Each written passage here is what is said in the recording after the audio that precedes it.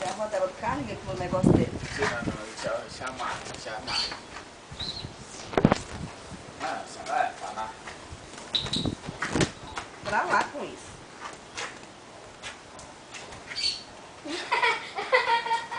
Oxi, fez costa, foi? Deixa eu ver o que você ouviu aqui. Olha. Antes eu disse que você passou aqui em casa, Carmen. Conversa, mano.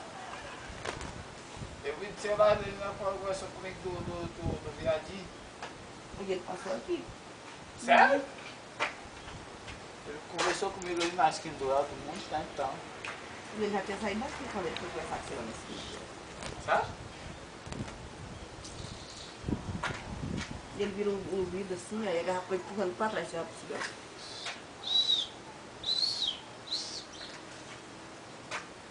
Tô de boa, meu irmão. Agora eu queria nascer, eu queria ser rico em vez de bonito. Você tá fudido, viu, filho? Você nasceu feio e pobre. Hoje a gente também é sincerão, né? Na mão eu posso. Cristian, ó, tem que cravar aí, ó.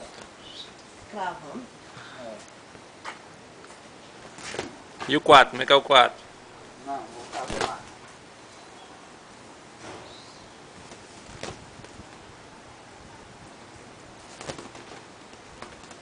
Bora. Tem um saco roxo ainda. Tem forró não? Sério, é sério, para aí. Tá parado, pô, tá Agora parado. que eu percebi que o chat tá gravando. Não, é sério. Parei. Alexandre, vai embora? Não, também já tô indo, filho. Aqui eu tenho que guardar o carro. Deixa, sacanagem, pô. Sacanagem não, pô. Nós é amigo, pô. Não, é sério, para.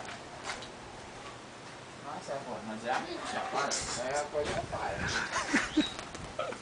Ô, bracinho, ei, bracinho.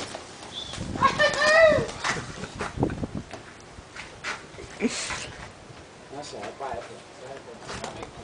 Faz isso não.